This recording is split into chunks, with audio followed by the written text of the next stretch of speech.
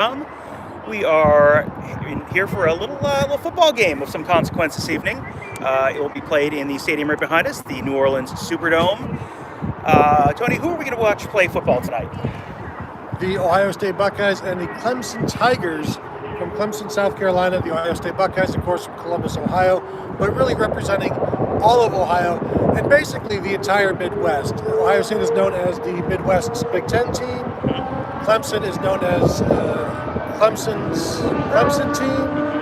And so it's really a regional battle between two titans of the sport, and it's been a long time coming. Number 2 Clemson, of course. Number 11 Ohio State, looking to make some history by being the first number 11 team to ever win a college football playoff I don't game. even know how they made the playoffs. It's a miscarriage of justice, that's for sure. It's a miracle. So we have done 100 million of these shows this week. We have some news that has broken since the last time we did the 999,999,000th of these shows this week. Harry Miller, left guard for Ohio State, is not going to play. That was something that his mom leaked on Facebook. So now we can tell you, Harry Miller, left guard, is not going to play. This is information that was already baked into our pregame predictions, so it doesn't really change anything from our perspective, but is I think that's obviously news to a lot of people. How big a deal is that, and who replaces him? Well, it's not as big of a deal as it could have been, because we've already seen what happens when Harry Miller isn't at left guard. Because when Josh Myers missed the game with COVID, Harry Miller went to center, and he was replaced at left guard by Matt Jones, who started the game, played well, and has experience there. He's a third-year player, I believe. And so this isn't his first opportunity. This won't be his first game. He stepped in before. This will be the biggest game he's ever played in. But it's a blessing in disguise that they had the scenario that they did to have Josh Myers out. Harry Miller slides over. That was the game with the rocket snaps that Justin Fields, the Michigan State game, where he just had to, do all of this ninja stuff to catch every snap. So Matt Jones was at left guard there, got a good experience, and it should be. I don't know that he's much of a concern, because he's now a veteran. He's been touted as maybe the 6th or 7th guy on this line, somewhere who could play any of the 3 interior spots, and it's been around a while. So I think if you're going to lose a starter on the offensive line, I'd say Harry Miller is the one to lose. Yeah, there's not, I don't think, going to be a ton of drop-off there. And, I mean, there's a couple reasons for that. One, as you mentioned, Matt Jones did play left guard for the Michigan State game and graded out a champion, as did the other 2 guys who stepped in there. This should be a lot better for Ohio State than that game, because you've got both tackles back. You've got Josh Myers back at center. The only guy who didn't grade out a champion that week on the offensive line was Harry Miller, who's the guy who's not here. Harry Miller, I think, is going to be do a fine job for Ohio State next year. He had an up and down year this year. He graded out a champion a number of times this year. It wasn't like he had a terrible season. But Matt Jones has, Harry Miller was a 5-star guy. Matt Jones was a top 50 guy nationally. He was a number 1, I believe, center in his class in 2018, I believe, out of Brooklyn's Erasmus Hall High School. He is, as you mentioned, has been a 3-year guy. Like, he's got the pedigree, he's got the experience. You're not throwing a true freshman in there. There's nothing here to me that is like big warning sign, like, hey, this is a real danger spot for Ohio State. No, I would agree. And Matt Jones is a physical guy. And when you say Harry Miller's had an up and down season, most of it has been very good, but there are stretches where he'll get like 2 holding calls in the span of a quarter, or there's a drive killer in there as well. And so while he has played well at times, there's just been the issues where he becomes noticeable, too noticeable at times, but still a valuable member of the offensive line. So then you go to Matt Jones, and we'll see how he does. I think he'll be okay. I'm not all that concerned. I don't think this is the difference between Ohio State winning and losing. No, and this is also not something that just happened today. This is something we had heard about a little while ago. So they've presumably had at least a number of days to work together. This is not something that just dropped out of the sky this morning. So that should be something that's a little bit encouraging for Ohio State. I think one thing, if you were going to be concerned about something, is if Brent Venables was looking at this Ohio State offensive line, who is he probably going to be targeting to be the spot on that line where you can maybe do something to try and confuse him? Yeah. it's probably Harry Miller. So nothing changes. Even if Clemson had no idea about this until the news broke this afternoon, that's probably, their game plan probably in terms of blitzes centers around, hey, targeting the left guard and go after that guy. So, Matt Jones better be on his toes. Yeah, and the rest of the availability report will come out later this afternoon, and we'll see who else is missing. But this isn't as devastating as it could be. Michael asked what happened with the stream earlier when it was buffering for 10 minutes. We don't know. I think the YouTube app just crashed when we were streaming earlier, so we relaunched it and kept going. You can find the second half of that show with Matt Connolly on our YouTube channel, youtube.com/Buckeye Scoop, or you can just listen to the episode of Buckeye Weekly that we dropped earlier this afternoon. That will have that whole show for you as well if you want to listen. And we apologize. We lost all of the questions from the first half of that show. So we had we asked them. Yeah, if you had a question, Tom does a killer Matt Connolly impersonation. Yeah, but you'd have to do Australian. Australian, South Carolina. I don't know if I can pull that one off. But yeah, if you do have questions, feel free to leave those in the comments for us. We will we'll try and get through all of those for you. Does the Matt Jones in place of Harry Miller impact at all what you think Ohio State might be able to do on the ground today?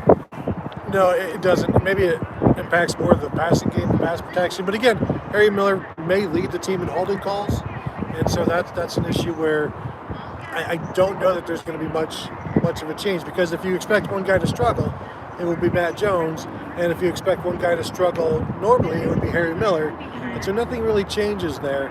But this is something we knew was in the works. And so when we're talking about Ohio State being able to run the ball, that is with the knowledge that this was coming. And so that doesn't change my opinion that they'll be able to run the ball. Again, Harry Miller is very good. Matt Jones is also pretty good. And as we've seen, when 3 new starters came in on the offensive line, they all played really well. So it's a deep group, and it's a group where you have guys who could start elsewhere. They're just behind other good guys. Yeah, and this is something we talked to Matt Connolly earlier today. He viewed the Ohio State offensive line against the Clemson defensive line as, at worst, a push for Ohio State, maybe a little bit of an advantage. I don't think that we obviously had not talked to Matt about this, but I don't think that probably changes that a whole bunch. And there have been virtually everyone's picking Clemson, including at least 2 people you're looking at right now. So that said, there's absolutely a path for Ohio State to win this game. This is not like the Notre Dame game where it's like, okay, so how does Notre Dame win this game without 7 turnovers? It's like, if Alabama gets trapped in the locker room, then maybe they can get a 3-point lead at halftime. And Gandalf the White comes down from the hill and saves Notre Dame. Now, there's the path to victory for Ohio State, to me, is pretty clear, and would just be fulfill one of the great cliches of college football coaching. If you win the game, if you can win the battle in the trenches, you can win the game. Ohio State's defense, and this is again a conversation we had with Matt this morning, Ohio State's defensive line is better than Clemson's offensive line. Like, period, full stop, end of sentence, not a question mark, a period, maybe an exclamation point. Ohio State's offensive line is, at worst, as good as Clemson's defensive line, maybe better. So if you have, if you can control 1.5 of the 2 lines of scrimmage, that seems like that's setting you up to potentially put yourself in a position to win the game.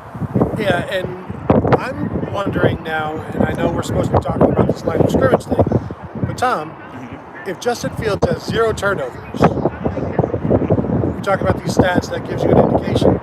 For me, that might be a really, really good indication, because we know Brent Venables is going to send everybody from everywhere. That Clemson defensive line will come from many different directions, twists, and they'll force bad throws. And we've seen Justin Fields struggle of late against good teams. But if he doesn't turn the ball over, to me, that means they're moving the ball down the field. They're getting points on the board. If you knew that Justin Fields wasn't going to turn the ball over, where would you set the line? Would Ohio State, is it even? Are they -3? Do I get the guarantee that Justin Fields is actually playing the game? Yes. Okay, good.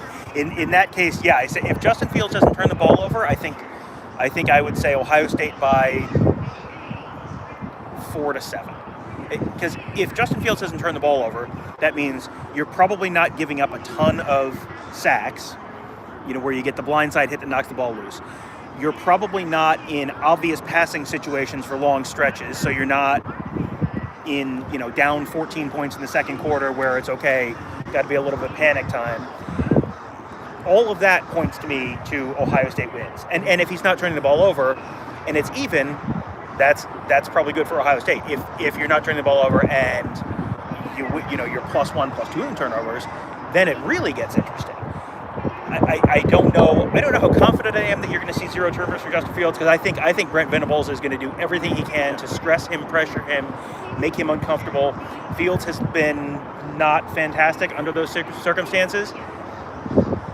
Obviously, that's been a point of emphasis with him. That's been something he's talked about. You would think that if he's aware of it, and that's been a real focus for him, the coaches know that too. The coaches are probably trying to get the ball out of his hands. Don't have him running around, looking downfield, scrambling, trying to do something, trying to do too much. Get the ball out of his hands. Get him loose on some design run plays. Get him out on the edge where he's running instead of throwing. Put him in position to succeed.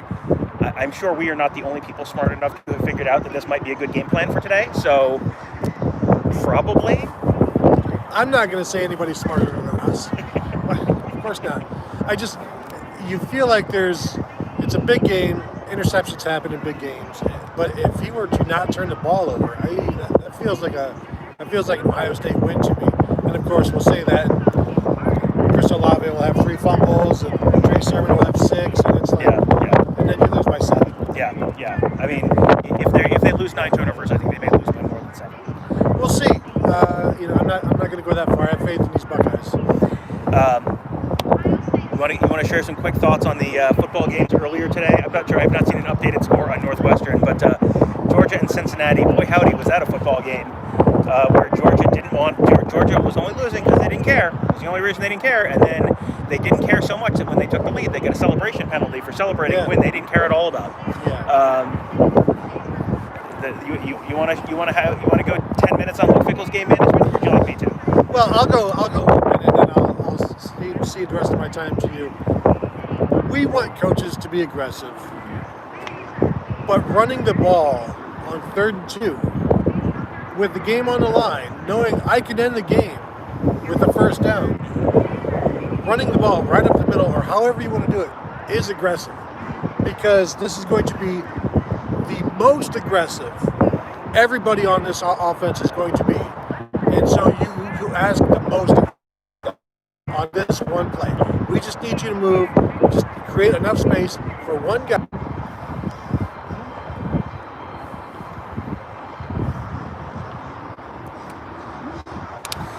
Yeah, to me that was such a strange call, because and this goes right into something we talked about with Ohio State this week and Ryan Day. You can be aggressive running the ball, and we're going to talk about that end of things in a minute with respect to Ohio State. So hang with us. But with Fickell, you can be aggressive there by running the ball once, and if you want to be really aggressive and prove that you believe in your team and you're gonna put them in a position to win.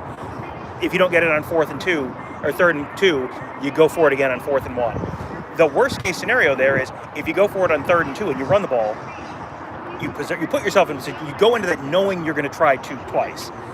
You put yourself in a position to, at worst, Georgia's out of timeouts. You put yourself in, at worst, a position to run. Even if you lose 10 yards, you've run another 40 seconds off the clock. Boy, how much do you wish that Cincinnati wishes there were 40 less seconds at the end of the game? That would have been a pretty big difference. So, to me, I think this goes a little bit towards what Ryan Day, some of the mistakes Ryan Day made, I think, last year. They had a chance. There was like a 4th and 3 near midfield towards the end of the game. They ended up deciding to punt, leave it on the defense. They punted it down to like the 4-yard line. Clemson muffed the punt. Ohio State almost recovered, and then Clemson got it. And then Clemson goes like 96 yards in 4 plays to score the winning touchdown. You can be aggressive there without being, taking a shot downfield. You can say to your team, "I believe in you. Yep. I want to, go for it on 4th and 3 and like really sink the dagger." You can do that. And I mean, as it turned out, they would have been better off, even if they hadn't done that, they would have been better off doing that, because then they would have had more time on offense going down the field anyway. So it's you you can't second guess. I think I may have first guessed that one. That tends to be my opinion on these things. Is if it's 4th and 3, 4th and 2, and you believe in your offensive line, and you should. It seems like you should believe in your offensive line. They threw it and it was incomplete. He said, well, game over. I'm like, no, I have faith in Marcus Freeman. Everybody loves Marcus Freeman. He's going to be good. And of course, he is, but that's how this story goes. I've had a couple people saying that they've got a bad lag right now. We can stop this and try it again. I was told to suggest that people may want to try a DNS flush. I'm going to try something. 1 second. Hang on. All right, there we go. We're going to try this again. I just turned off the Wi-Fi. It may have been the stadium Wi-Fi was a little slow. So hopefully that going on the cell tower straightens things out for you. So I guess, where were we? We were talking about... Lags, yes. So let's talk a little bit about lag. What happens if Ohio State comes out a little slow today? If Ohio State comes out behind, how big of an issue is that if they're behind 14-3 in the second quarter? Are they just done at that point? I don't know. It's not great. It maybe helps make them more one-dimensional, but I don't know if Clemson has the run game where they can really suck the life out of the game. I don't know that being down early is a huge issue. On the converse side, if Ohio State's up 14-3 in the second quarter and able to really run the ball a lot, that potentially sets them up for big success and a big game. Yeah, these games also have all kinds of crazy energy in the first quarter. Then things settle down and everybody gets into their groove, and you can go a couple of possessions without doing anything, and that's when another team makes the comeback. That's where the 14-3 becomes 17-14 or something like that, or 21-6 becomes 21-20. Mm-hmm. And so it's just odd how things just kind of smooth out after this crazy opening, and whoever holds their emotions in check. But I think, as Dabo said, you play with emotions but not emotionally, and so that's one of these things where it's hard at the start of the game, because for Ohio State, they've wanted this for so long, so they have to use the energy, keep it in check, control it, focus it in this little tube, somehow just cram it all in there so that it doesn't go everywhere. Good luck with that. Or the key is, I guess, finding the best way to use it, and so that it helps you rather than hurts you. And I think one way is you've got the script of the first drive, first 10, 15 plays. I think Ryan Day said they don't really do that, but you got an idea of what you're going to do early on. You've practiced that. And so while you are so energetic, you are also focused on, okay, we know what we're going to do. We know what we might be doing.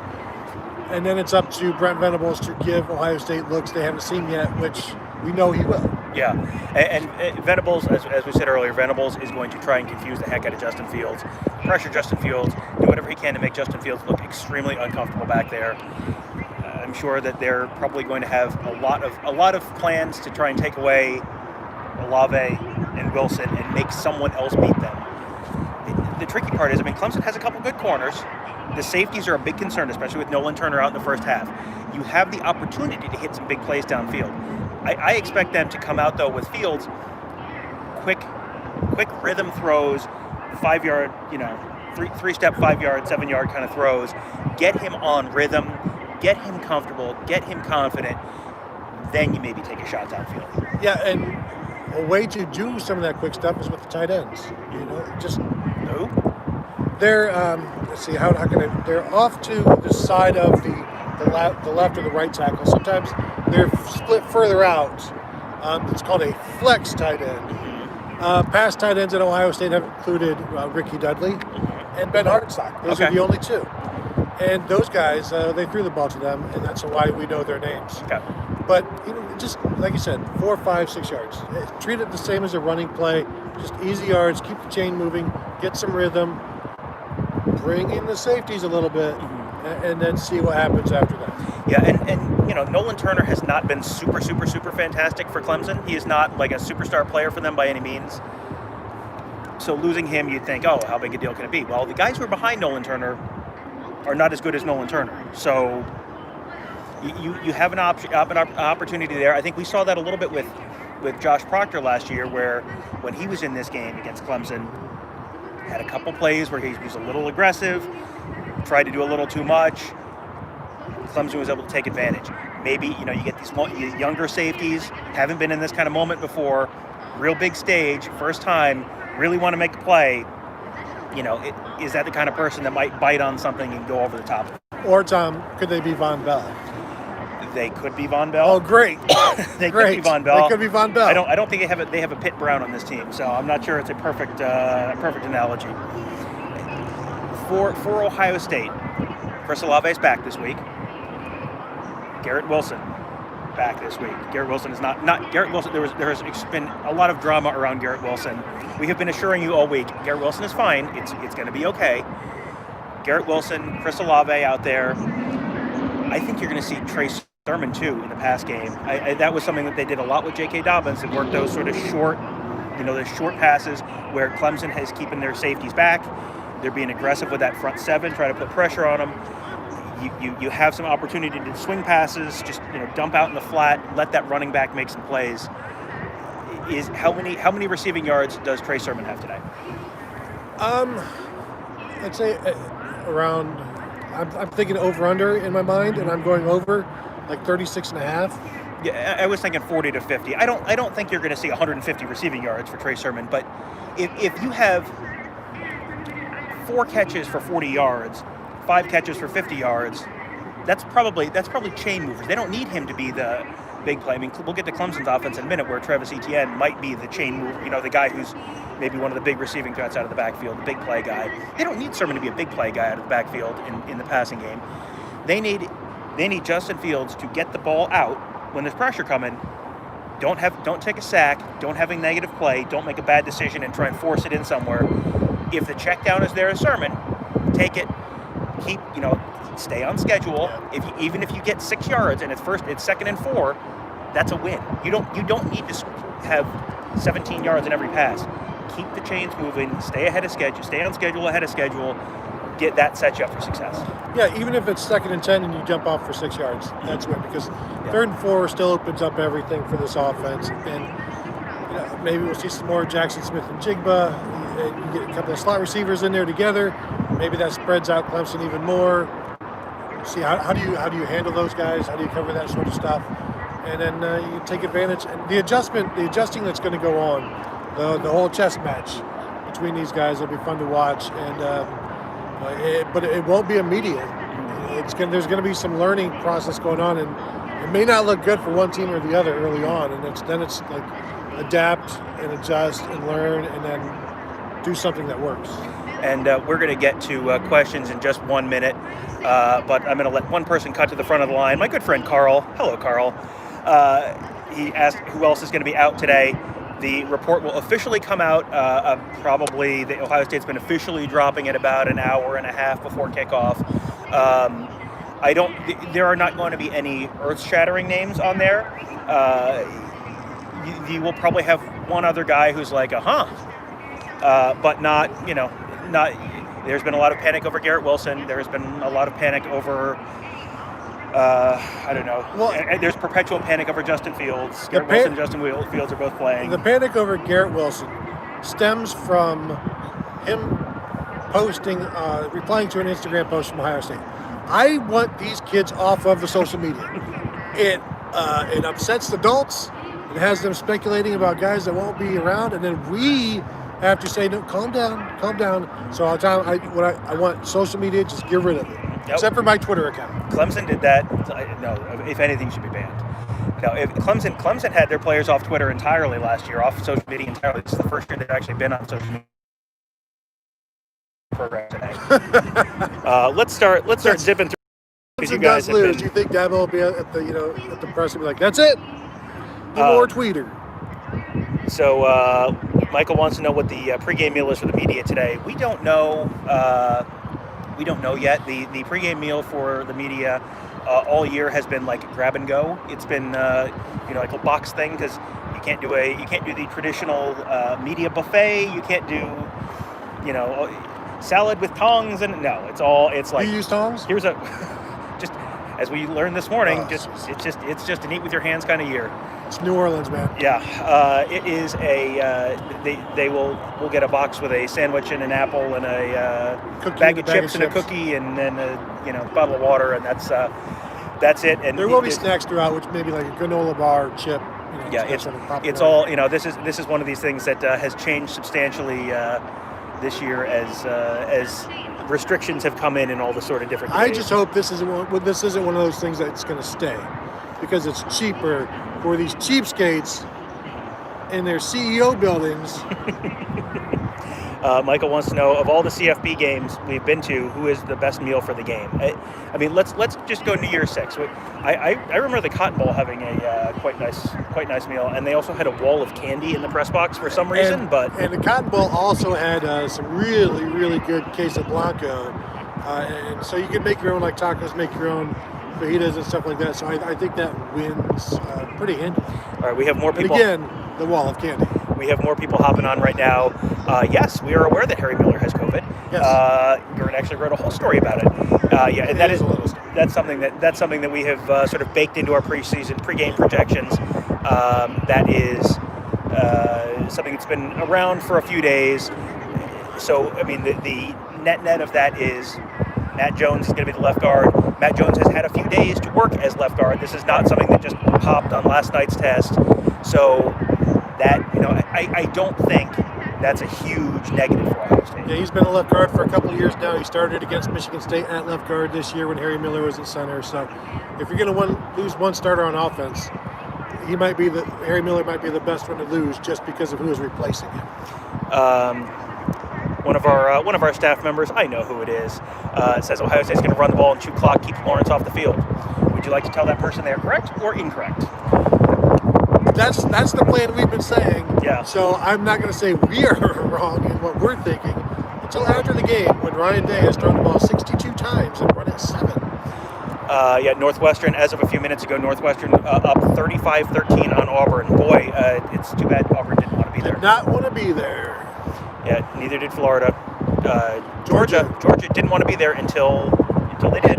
They got to play in their backyard. Yeah, a good question about the inside of the Superdome. All the media notes say it's so cold in there. Apparently the press box where Tony's going to be sitting is in the direct flight path of the air conditioner vents for the entire building. So one of our coworkers would like to know, are you properly dressed? Are you properly equipped? I've got a long sleeve and I've got a fleece over there. But the thing about people from the South and saying something is cold. That's true.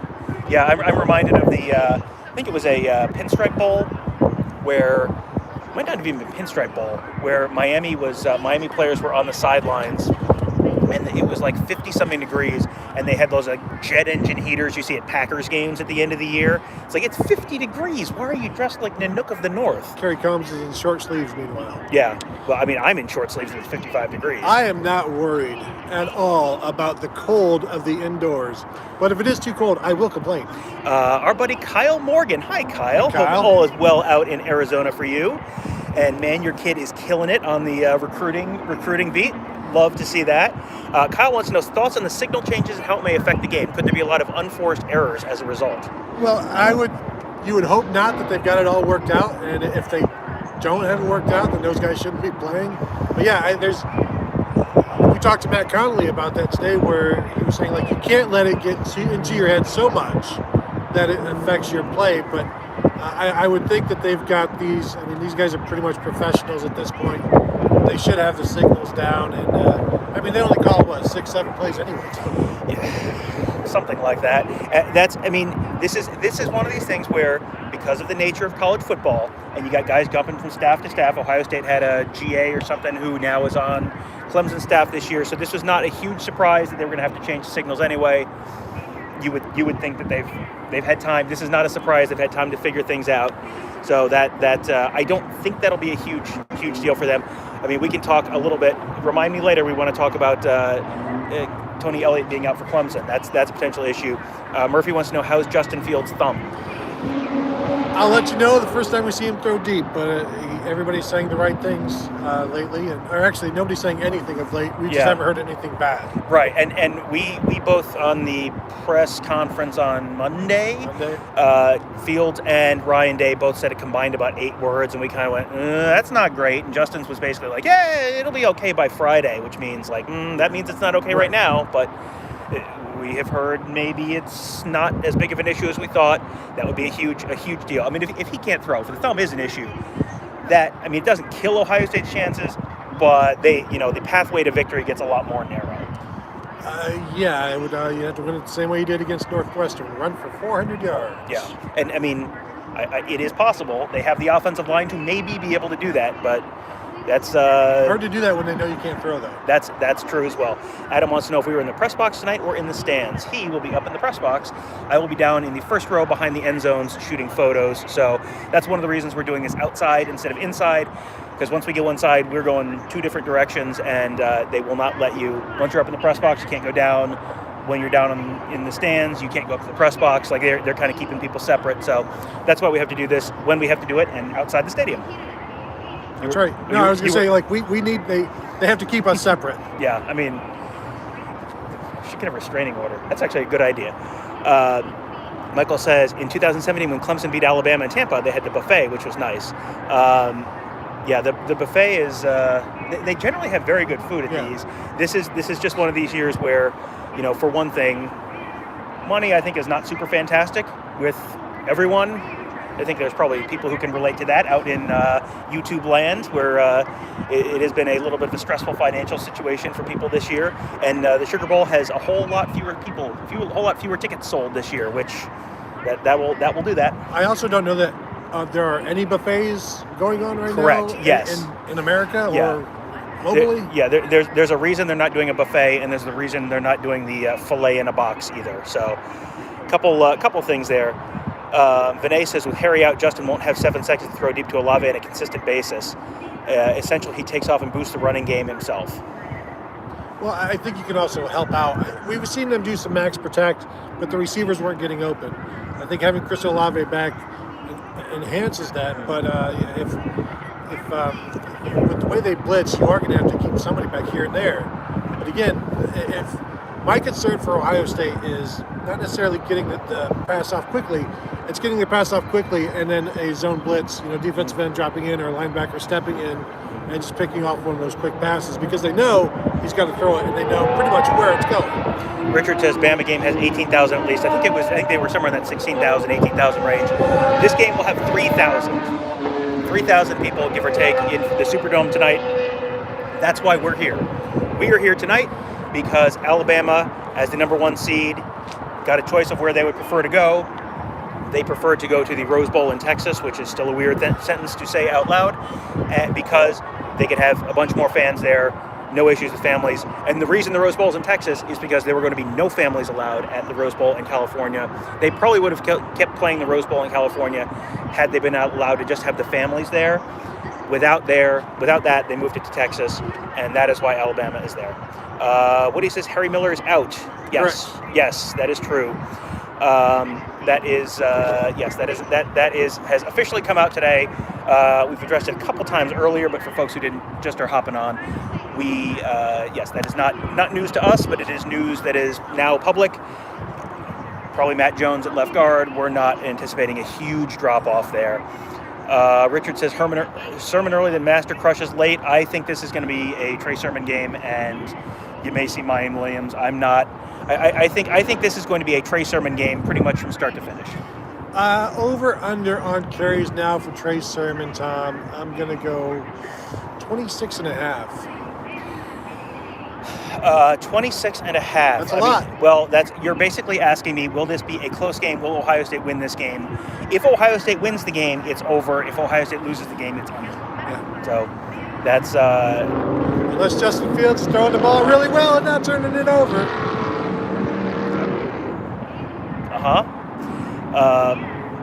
Vinay says saw a lot of no huddle offense last year. We'll see a lot tonight. I think you probably will. I think they're going to go tempo, and I don't know whether that's first drive out of the gate or much later in the game. But I think they're gonna. That's one of the ways you can attack a Brent Venables defense is they will look to the sidelines and change stuff. If you go tempo, they don't have time to mess with you. They don't have time to disguise coverages. They've just got to get lined up and go. I think you are going to see some tempo tonight. We haven't seen much this season. Yeah, really. yeah. Michael says it is 70 there right now. No, it's like 66, 65. It's beautiful. It's a little bit breezy, but yeah, the wind chill's probably 62, 63. I mean, there's a reason I'm in short sleeves. Michael says 35-19 Northwestern wins. Wow, Auburn didn't want to be there. Sad. They should have gotten somebody who wanted to be there. Brad says Notre Dame not looking good so far. Really? Wow. Is that a bad matchup for Notre Dame? Is the game already might be a bad matchup for everyone, but everyone seems to be a bad matchup for Notre Dame this time of year. Strange. Who knew? I thought this. I was informed that this Notre Dame team was different. Weird. Yes. Our friend on the Scoop account says OSU changing their signaling systems at Clemson will have challenges stealing them tonight. It will be interesting to see if between the changes in signals and tempo potentially, it will be real interesting to see if that is something that gets Clemson's defense flustered. Maybe Ohio State can take advantage of things before Clemson can find a way to adjust to that. I mean, that's going to be really interesting to see, because if Ohio State can establish the run early, if Justin Fields sort of gets himself into the rhythm of the game and builds up his confidence a little bit, you can kind of catch Clemson a little bit off balance, get a little bit of a first half lead. That makes this a whole different ball game than if they're down 3, down 7 for most of the first half. And especially if the defense has to stay base as what Justin Fields is seeing as soon as he gets to the line and there's no changes, then you just you can just go with what was called, and you've seen it, and then you just go. Chris says Ohio State looking really good now after watching Northwestern. I mean, that's the 2014 Ohio State story, right? I mean, that they were down here for the Sugar Bowl and playing a mighty Alabama team, and it's like, oh, Ohio State hasn't beaten anyone this year. And then who was it that beat Wisconsin? Just beat the ever-living heck out of Auburn or something, and everyone went, oh, Ohio State is terrible. Wisconsin's bad, and then Wisconsin beat Auburn, and everyone kind of went, huh. You might have a little bit of a today, because the SEC has not looked. The SEC has not covered itself in glory thus far this bowl season. No, and even Georgia was down 21-10 in the second half. Chris says thanks. Happy for you guys from Djibouti, Africa, on deployment. Chris, thank you for your service. Richard says more blitzes with their offensive coordinator out. I think where you may see that, and let's talk a little bit about Tony Elliott being out. Thanks for reminding me, jerk. You didn't say when. I was like, let's not interrupt the viewers. Tom, let's get to Tony Elliott. Oh, thank you for reminding me. I'd completely forgotten. You would have forgotten about it. Tony Elliott, the offensive coordinator for Clemson, is out, COVID positive. He's back home. So we talked to our buddy Matt Connolly from the State newspaper in Columbia, South Carolina this morning on an episode of Buckeye Weekly that you can listen to after we're done with this one. That was a great conversation as always with Matt. A lot of really good insight from him. But it sounds like that's not necessarily, like, Dabo has been involved in play calling all along. He's going to be involved here. Their passing game coordinator, Streeter, is going to be calling the plays. He's been an offensive coordinator before, so it's not a total, new setup, but it's going to be different. But my idea is it's not necessarily going to impact things right off the bat. That they have their game plan. Their game plan is their game plan. They've put the plays in. That probably will be fine. Where you're going to see it is second quarter. Ohio State has just stopped them for the second straight drive. They've got to adjust to something, and then what? Like when you're going from plan A to plan B, that's where I think you might see it for Clemson today. And that's where you kind of see how good Streeter is and the adjustments, and Dabo will obviously be there.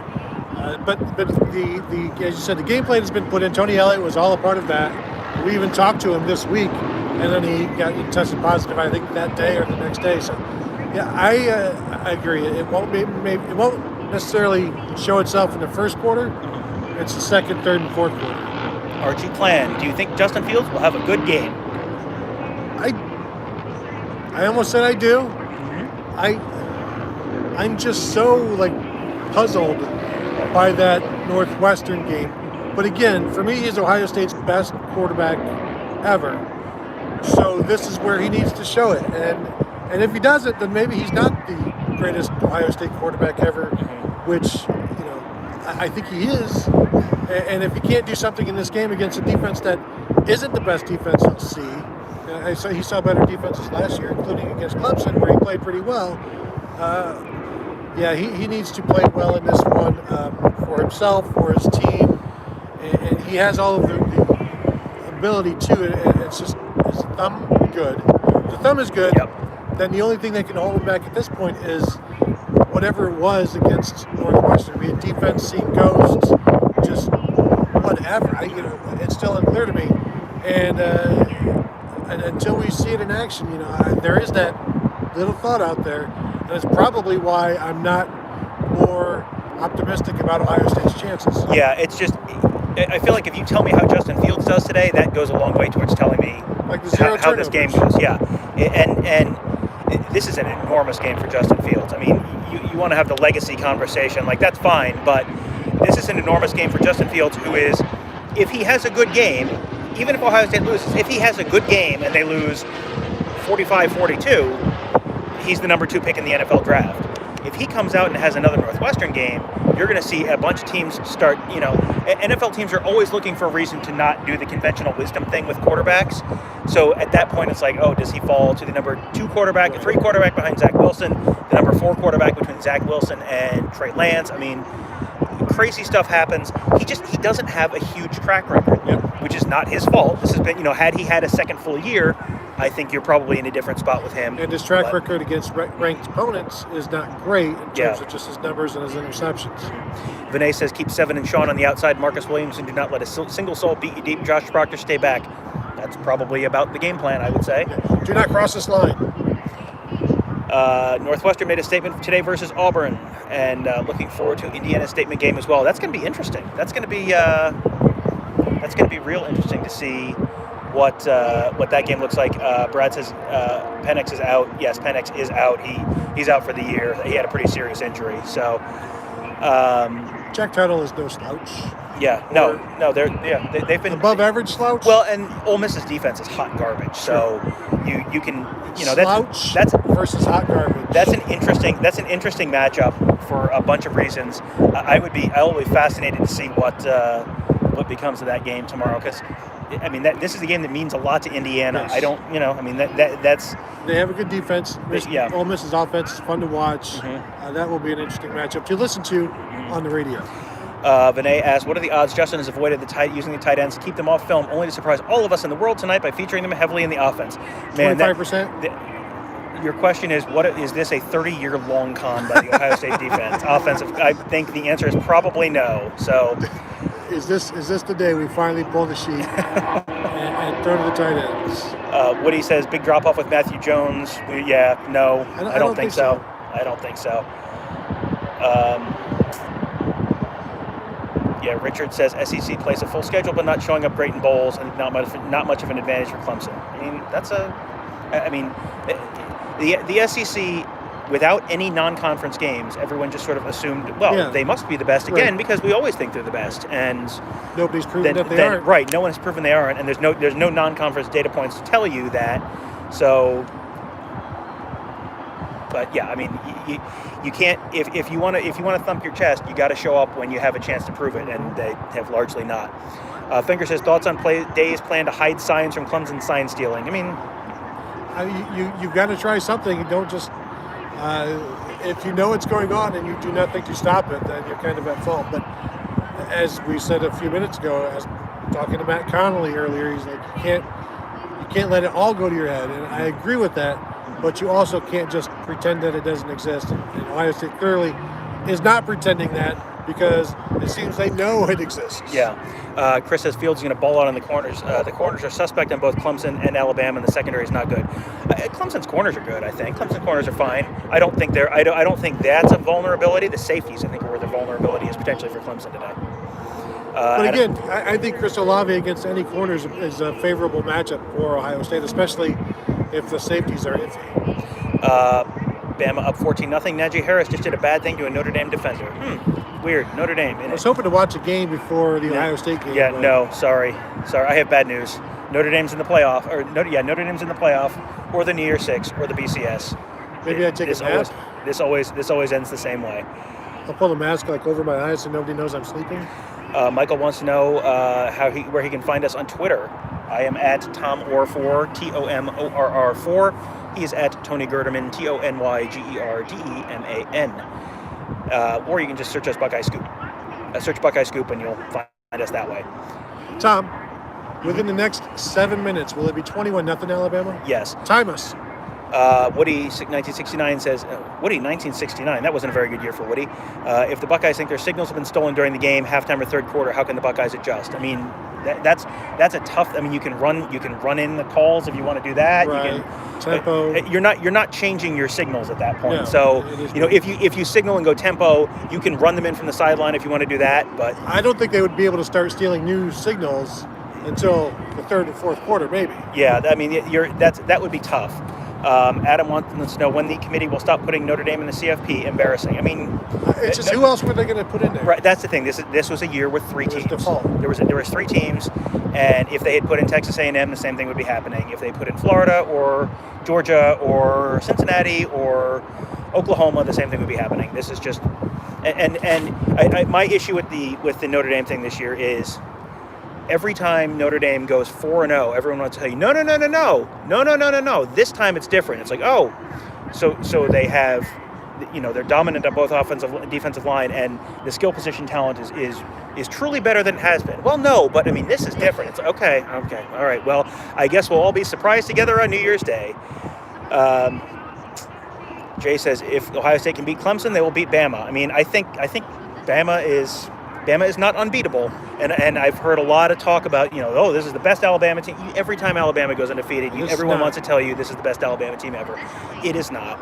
The best Alabama team ever has both an offense and a defense. This Alabama defense is fine, but not remarkable in any way. It's not your standard Alabama national championship defense. Right, and this Notre Dame team was uniquely poorly positioned to take advantage of what what Alabama does. You need to take the top off of Alabama. Notre Dame is run the ball, be physical. That's not the way to beat Alabama. This was a terrible matchup for Notre Dame from day one. I don't know why anyone pretended otherwise. I took Notre Dame, by the way. You did not. You may be dumb, but you're not stupid.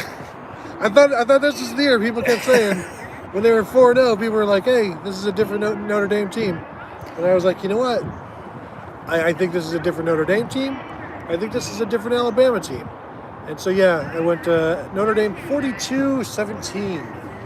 So I still got a chance. Tom says the wind is brutal. Bring back the Calliope. The wind is actually not too bad up here. We are safely far away from the steamships on the riverfront. We did have a whole murder of crows around us. We did, and I'm not sure if you guys picked that one up. Yeah. And yes, just in case you're wondering why we're doing this outside instead of inside, I explained it earlier. He's up in the press box today. I'm downstairs. Once we go inside, we've got to go separate directions, and they won't let us. This is a COVID thing. During a normal year, we just would have been able to come down and do stuff on the field or whatever. Obviously not an option this year. And we are also surrounded by interstates and overpasses and roads, so it's the city, man. Yeah. What are you going to do? Chris says, every single team this year has turned the corner on Game 7 and played lights out. Guess what? This is Ohio State's Game 7. Lucky number 7. That's interesting. I mean, we talked about Clemson and where Clemson was around this point in the schedule. It was like they looked terrible Boston against Syracuse. Game, though, right? I think that was Game 6. But they looked terrible against Syracuse. They looked terrible against Boston College.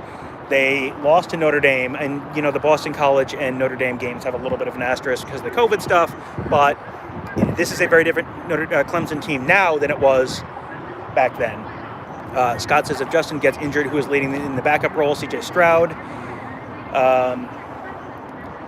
Richard wants to know if there's a chance there's a backup running back with some carries, a slasher. I mean, I think this is a master. If Trey Sermon is healthy, this is a Trey Sermon game until Trey Sermon is sleepy or unhealthy. He's the slasher. Mayan Williams, interestingly, can also slash, but he's not. He doesn't look like a slasher. Right.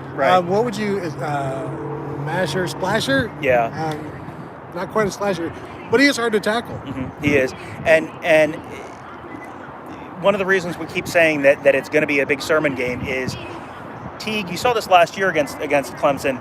Teague is just a very straight line runner. He's a one-cut guy. He's going to go. With the way Notre Dame's defensive line slants and stunts and all that kind of stuff, you can Clemson? Did I say Notre Dame? You think they're going to win too? They might play in the national championship game. Anything could happen. With the way Clemson's defensive line slants, you saw this with J.K. Dobbins last year. You cut back behind the slant, where you kind of trap them. That's where the big plays are. So that's why I think this is going to be a pretty big. At least one of the reasons I think this is going to be a pretty big Trey Sermon. Scott wants to know how's Mayan's pass blocking. I don't know if we've seen. Yeah, they usually run the ball when he's in there. Yeah. Hilliard and Browning, what's the plan there today? I think it's interesting that they have. There's a possibility there that you have Browning maybe as a rush end and Hilliard as the Sam. I mean, that whoever is in that spot, that's going to be a very, very, very, very, very big player. That's another guy where it's like, you tell me how this guy does, and you tell me how the Ohio State Sam plays today, and I will tell you an awful lot about how I feel about their chances of winning. I'm looking forward to watching Justin Hilliard play today because he's been so good for a while now. He makes plays. He's going to have a lot to do today between defending the tight end, defending the swing passes, the screen passes. He's going to be busy, and he makes plays, and he's going to be around the ball. I wouldn't be shocked if he leads the Buckeyes in tackles today. Is it artificial turf today? Yes, it is an indoor dome stadium turf today. Unlike the extremely slippery grass last year in Phoenix, this will be a turf game. Mark says Clemson's going to make the mistake of crowding the line of scrimmage, and Trey Sermon will expose the run defense. I mean, yeah, possibly.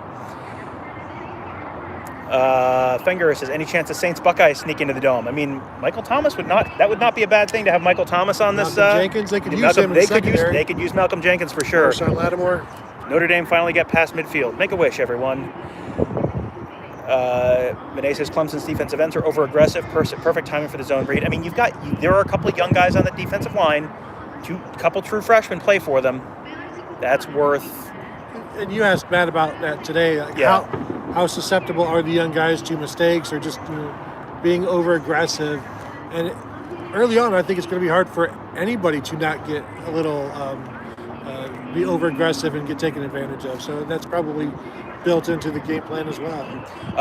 Buck, a question about the uniforms Ohio State's wearing. They're wearing the white uniforms they wear in the playoffs with the gray and scarlet shoulder stripes, kind of like they're exactly what they wore for the Sugar Bowl against Alabama here 6 years ago, with the kind of like diamond Nike swoosh thing. That is what they always wear for college football playoff games. Mark says if Notre Dame wants to win, they will need to take more shots deep downfield on Bama. I mean, that's yes. You gotta swing. Like if you want to have a puncher's chance, you gotta punch. Do what Ole Miss does on the field, not off the field. Do not do what Ole Miss does off the field. Vinay wants to know if it's allowed to rush the field if Ohio State wins. No, do not do that. That will you will end up probably getting tased. I think you'll have even less patience for that this year than they would in a normal. But you know what? Vinay is such a part of our live stream. If you let us know what section you'll be rushing from, that way we can get the YouTube of you being tased, and that way you can, just continue to be such a part of our show. That would be great. But Chris says Ohio State at least 50 to 60% better than Notre Dame. I mean, it's Ohio State I think was going to be favored by 7 to 10 against Notre Dame. I mean, that's yeah. I mean, I think I saw 10. Notre Dame's fine. Notre Dame is fine, but Notre Dame does not have the same. I mean, it's like Notre Dame is a top 5 to 10 team in college football. The problem is there are 3 teams, maybe 4 if you want to include Georgia, just in terms of just raw talent that are so far ahead, above and beyond anyone else in the sport right now that. And this year, Georgia had some significant issues. So then there was really 3, and it's like, well, the playoff says, the card says moops. The card says there have to be 4 teams in, so someone's going to get in and just get annihilated. And Notre Dame is moops. And that, I mean, go back 12, 13 months when we were talking about last year's playoff, and it's like, well, if Ohio State can stay number 1 and they can beat Wisconsin convincingly in the Big Ten championship game, stay in that number 1 spot, it's functionally a first-round bye against Oklahoma because Oklahoma was so much worse than the other 3 teams in the playoff. You knew the one semi was going to be an absolutely brutal game. The other one was going to be a walkover, and then the team that had the brutal game was going to come in beaten up, battered, and not ready to play the national championship game. That was just how it was last year. Kind of a similar thing. Corey wants to know when the availability report comes out. They have typically been dropping those about an hour to an hour and a half before kickoff. Look for it then.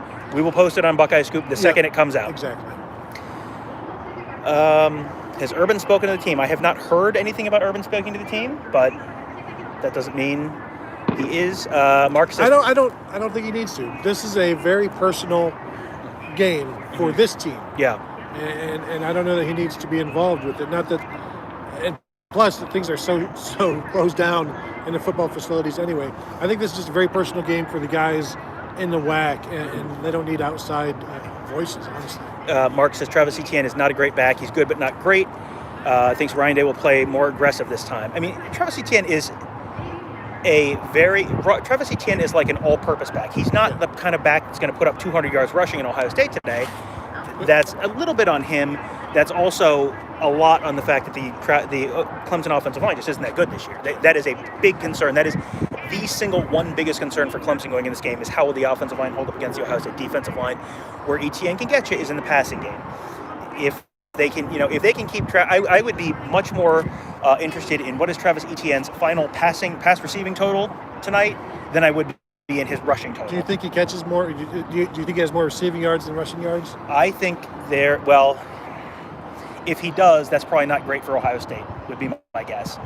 Probably. What if he has 6 rushing yards and 18 passing yards? Well, yes, if you're going to tell me that he's under 25 yards total offense, then yes, I think that's probably good for Ohio State. I don't know that either way can be good or bad.